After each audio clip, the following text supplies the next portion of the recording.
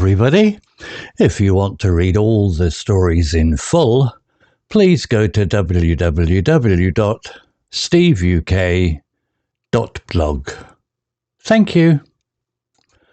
Short story 391, The Whispering Walls of Blackwood Manor.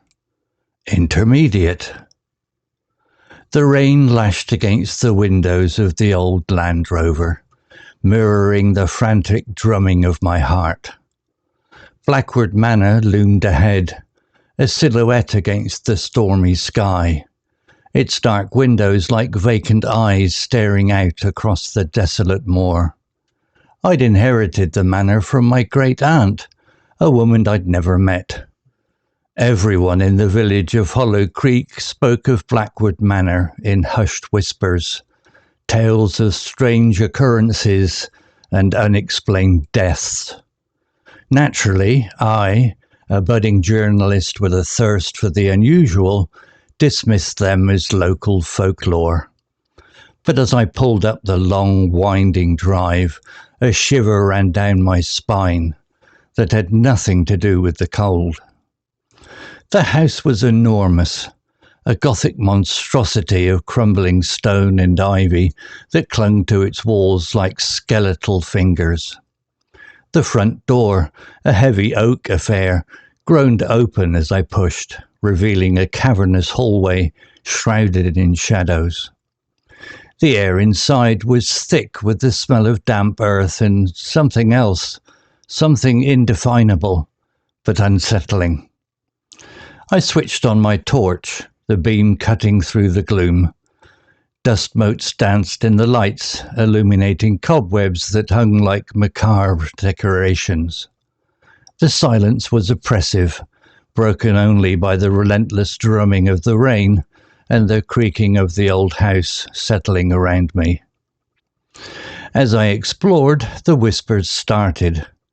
At first, I thought it was my imagination, the wind whistling through broken window panes, but they grew clearer, more distinct.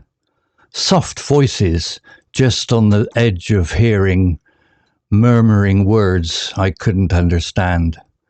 They seemed to emanate from the walls themselves, as if the very stones were alive. I found the library, its shelves lined with ancient tomes. As I ran my fingers over the leather spines, the whispers intensified. A cold spot settled in the room, and I felt a prickling sensation on the back of my neck, as if I was being watched. I turned, but there was nothing there. Suddenly, a book fell from a high shelf, landing with a loud thud. I jumped, my heart pounding in my chest. I picked up the book. It was a diary, bound in faded leather, the title etched in silver, Eleanor's Confessions. I opened it, my hands trembling. The handwriting was elegant, but the words were filled with a chilling despair. Eleanor, it seemed, was my great-aunt. She wrote of the house, of the whispers, of a darkness that had taken root within its walls. She spoke of a ritual, a sacrifice, meant to appease something. As I read, the whispers grew louder, more insistent. They swirled around me, forming words, sentences. "Leave," they hissed. "Leave now." I ignored them, compelled by the diary. Eleanor wrote of a hidden room, a place of power where the ritual had taken place. She had tried to stop it, but she was too late. The darkness had been unleashed. A sudden gust of wind slammed the library door shut, plunging me into near darkness. My torch flickered and died, leaving me in the oppressive gloom. The whispers were deafening now, a chorus of tormented voices. A cold hand touched my arm, and I gasped, whirling around. There was nothing there, but the whispers were closer now, right beside me, in my ear. "You're next," they breathed. Panic seized me. I stumbled back, knocking over a small table. A silver locket fell to the floor. I picked it up. Inside was a picture of Eleanor, young and beautiful, with a look of terror in her eyes. On the back of the picture, a single word was engraved. Run. I didn't need to be told twice. I turned and fled. The whispers chasing me through the dark corridors. I could feel the coldness closing in, the darkness reaching for me. I burst out of the front door and into the storm, the rain a welcome relief against the terror that had gripped me. I didn't stop running until I reached the village, the lights of Hollow Creek a beacon of hope in the darkness. I never went back to Blackwood Manor. I sold it, of course, to the first buyer I could find, not caring about the price. I told the estate agent nothing of what I had experienced. Some secrets are best left buried. But sometimes, in the dead of night, I still hear the whispers, and I know, deep down, that the darkness is still there, waiting for its next victim.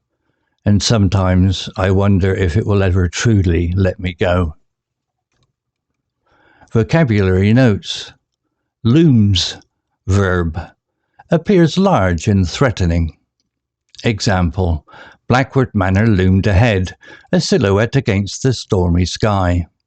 Meaning, to appear large and imposing, often in a threatening or ominous way. Similar words, appears, emerges, dominates, towers, overshadows. Desolate, adjective, empty and bleak, deserted. Example, staring out across the desolate moor. Meaning, barren, uninhabited, and depressing. Similar words, bleak, barren, deserted, isolated, lonely. Monstrosity, noun, something that is extremely ugly and often large. Example, a Gothic monstrosity of crumbling stone. Meaning, something that is shockingly ugly or badly designed can also refer to something very large and frightening. Similar words, abomination, eyesore, blight, horror, wreck. Cavernous, adjective, like a large empty cave. Example, revealing a cavernous hallway shrouded in shadows. Meaning, very large and empty, like a cave. Similar words, vast, spacious, immense, hollow, echoing. Oppressive, adjective, weighing heavily on the mind or spirit, difficult to bear. Example, the silence was oppressive. Meaning, burdensome, stifling or depressing. Similar words, heavy, stifling, burdensome, depressing, gloomy. Indefinable, adjective, not able to be easily defined or described. Example, something indefinable but unsettling. Meaning, difficult or impossible to define or understand. Similar words, vague, ambiguous, unclear, elusive, mysterious.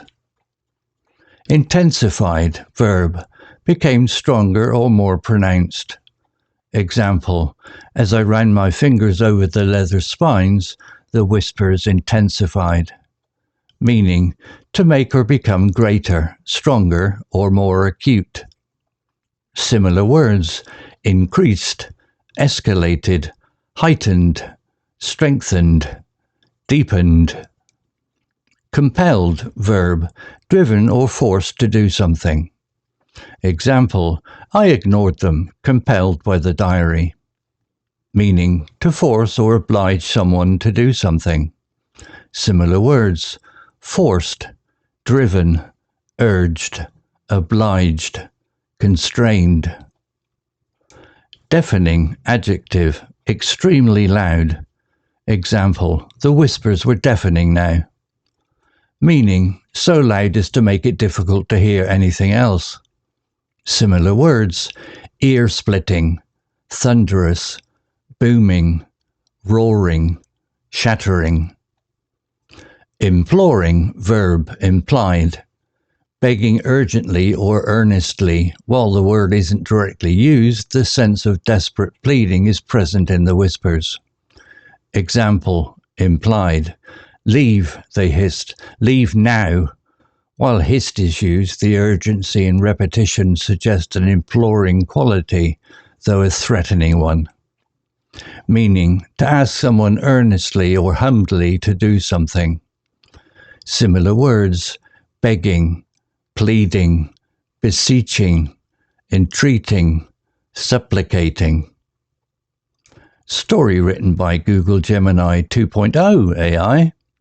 CC Music, drifting at 432 Hz, unicorn heads.